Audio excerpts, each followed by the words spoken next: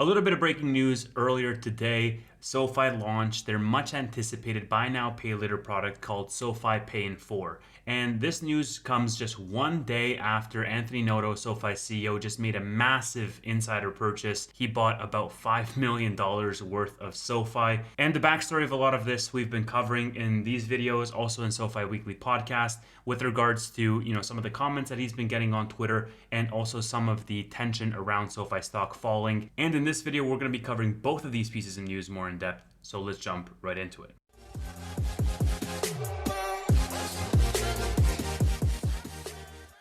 And before we jump into the video, if you haven't seen these videos before, if you're new to the channel, I cover SoFi news, analysis, commentary on a regular basis. So if you like that kind of content, make sure to subscribe to the channel for more of that. I generally try to post about once or twice a week. We also do the SoFi Weekly Podcast where we talk exclusively about SoFi more in depth, generally around the news articles. Okay, so jumping into the Anthony Noto purchase, the Street Insider article here, just the press release, states that SoFi gained as the CEO bought another $5 million worth of stock. This was from a Form 4 filing made after the close on Tuesday of 1.1 million shares from December the 9th to December the 13th at prices ranging from $4.36 to $4.58. The overall value of the purchases was approximately $5 million, and Anthony Noto has been buying more in depth throughout the year, which we're going to cover. But first, Riley here on Twitter highlighted the Form 4, and here we can see the actual purchases, the tranches that they were made themselves. We can see the prices, $4.29, $4.36, $4.58. I think the average price was $4.42. Absolute deal that he's getting here. And really, if you think about it, this purchase was quite a statement that Anthony Noto made, because if you look here, a tweet from Greta Traderberg, who we talked about last week in the SoFi Weekly, and I'm also going to attach a clip in this video, but basically this account highlighted all the previous Anthony Noto purchases, and we can see that Anthony Noto was buying tremendously in March, May, and June. And we'd gone about 6 months without an Anthony Noto purchase. Of course, the market has been in complete disarray. All the CEOs left and right are selling stock wherever they can. And meanwhile, Anthony Noto was like the light at the end of the tunnel, who was the only one buying stock. And so this 6 months without him buying any shares was somewhat concerning for a lot of SoFi bulls, but he came back really strong, because if you look at the amounts of all of these purchases, they're on average between 10,000 shares and 50,000 shares. But all of a sudden, 6 months later, Anthony Noto comes in really strong with a 1.1 million share purchase over the last 3 days. Here we have a tweet from Brad, which highlights that this is about 5% of Anthony Noto's total estimated net worth. Of course, net worth is tied up in a lot of assets, so in terms of his liquid net worth, this is a much larger percentage, relatively speaking. It's the largest open market purchase that Anthony Noto has made by a big amount. And just to highlight how big of a stock purchase this was, we talked about this just last week on the SoFi Weekly Podcast. If you're not following that and you like SoFi, definitely make sure to check out that podcast. We record it every Friday at 10 p.m.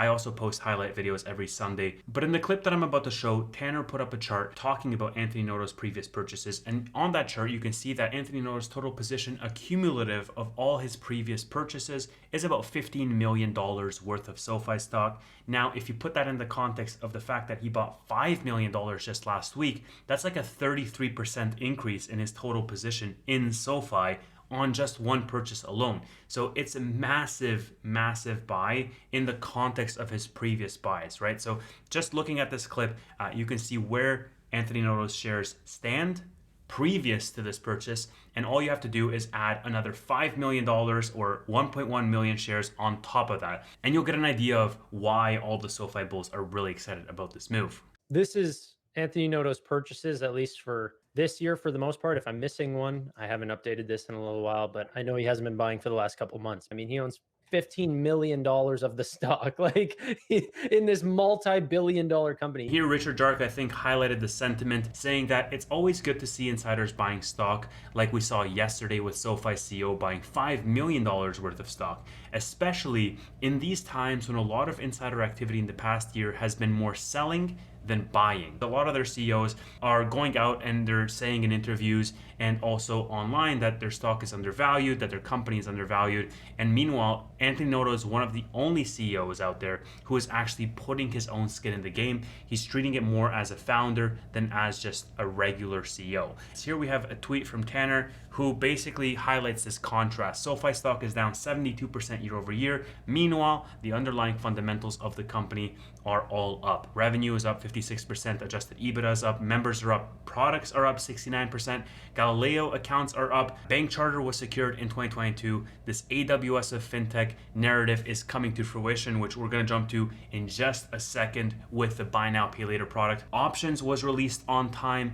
in addition to that. So SoFi has had a really tremendous year from their product development perspective, despite having an absolutely brutal year from their stock perspective. And there's this gigantic duality, which puts a lot of investors in doubt, right? A lot of bulls who are seeing the stock fall 70% are of course in doubt of whether this company can actually weather that storm or whether they're just going to go bankrupt or something like that. And I think sentiment changes very quickly, especially when CEOs really put their money where their mouth is with regards to purchases like this one. So definitely very bullish news. And really the timing I found very interesting because this came one day before the SoFi Pay in 4 product was released, their big buy now pay later product, which was one of their biggest product launches that they were expecting in anticipation for the end of the year. Last week, Galileo launched their customizable buy now pay later solution for banks and fintechs.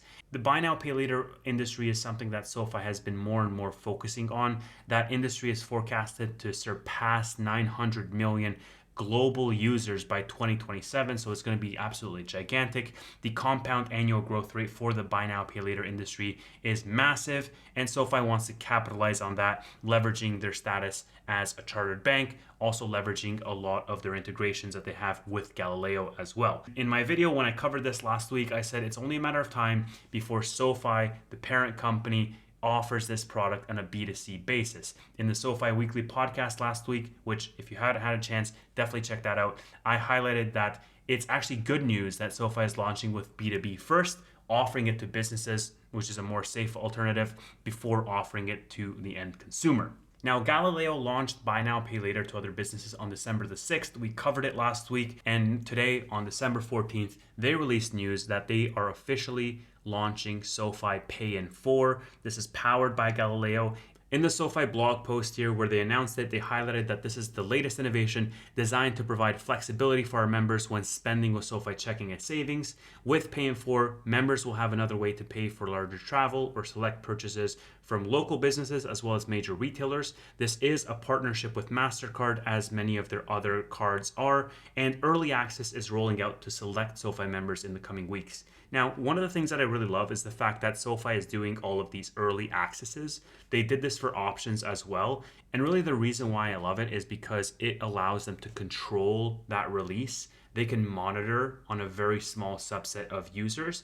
And then if that performs well, then they can expand to larger and larger groups of users. So it allows them to have a very controlled release, especially with big releases such as this one. They highlight that Pay in 4 allows members to split a purchase of $50 to $500 into 4 interest-free payments. So obviously this is good for consumers because it's interest-free, but it's also good for SoFi because they can offer really small loans. If we're going into a tough economic period, and if you saw that bear case with Chris as well, where he said, personal loans and the default rates rising was a high risk going into a recession.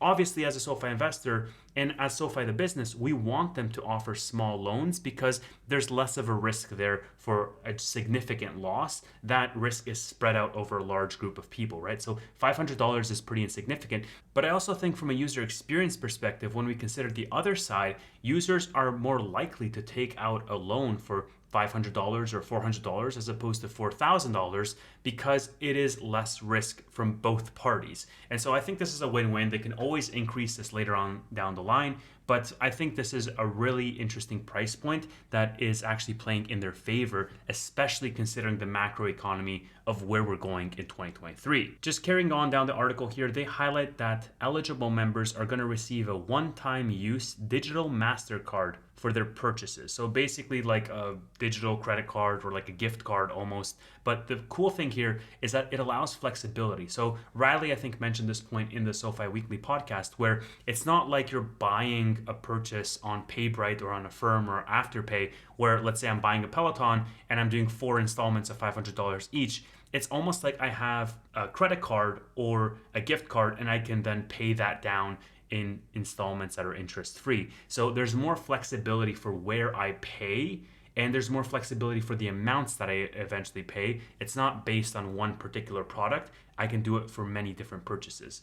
They did highlight in this blog post, however, that Pay in 4 is not going to be eligible for groceries to start with, and a couple of other types of payments. So just to start off with, you will be still restricted in terms of the types of payments that you make, or probably the merchants that you go to. Restaurants, bars, gas stations, groceries, Pay in 4 can't be used for those. But I would imagine that that's something that could probably change as time goes on. And for those of you who don't believe in buy now, pay later, or who are concerned about the risk, SoFi here mentioned that during early and general access, members must maintain a qualifying direct deposit to SoFi, pass a soft credit check, as well as meet SoFi's high threshold risk requirements. So SoFi is being a little bit careful about who they want to roll this out to. But overall, it's absolutely a terrific initiative, especially considering that this was highly anticipated, and I think it's going to have high adoption because the price points are in a sweet spot in terms of not being so outlandish that people feel it's a very serious loan.